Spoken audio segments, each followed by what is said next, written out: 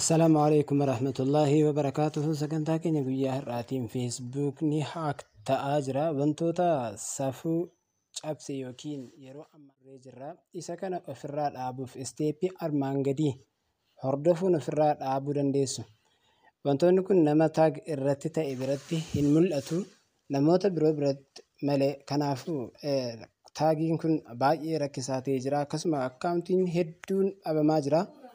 Kanaaf haala salphaa ta'een sirreeffachuu feesbuuka keessan ni banattu. Erga bantanii booda bakka tuqaa sadan kana as gubbaa dhuftanii irratti yeroo tokko gadi tuqattu.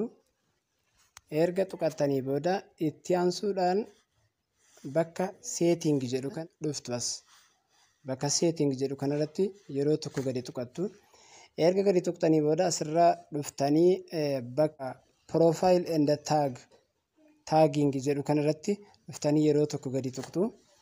Akkasuma erga tuqtanii booda argaa jirtu warroota armaan gaditti mul'atu kan jara kana sirreeffamaa jechuudha. Jara kana sirreeffatanii jennaan wanti tokkoyyuu taag godhamee wanti isin irratti galu hin jiru. Kanaaf haala kamiin immoo jijjiirraa who can post on your profile. Profile kan irratti eenyu post godhuu kan jedhu kan irratti tuqattanii erga tuqattanii only me kan jedhu kan irratti jijjiirtu.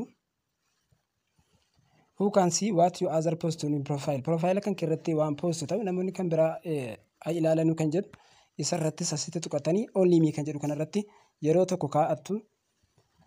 Itti aansuudhaan ammas who can see post you are tagging in your profile. Profile kan irratti tag kan godhamillee isa kanas only me isa jedhu kan irratti sirreeffattu. Itti aansuudhaan isa xumuraarra jiru kan irratti friends kan jedhu kana will you tag on post.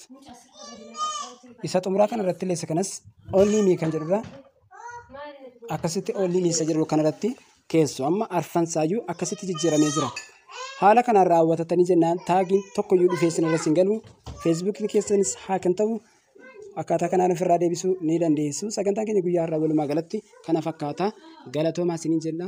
Piroofaayilii keenya follow gochuu hin dagatinaa isin jenna. Akkasumas yuutuubii keenya subscribe, like, share godhaa isiniin jenna.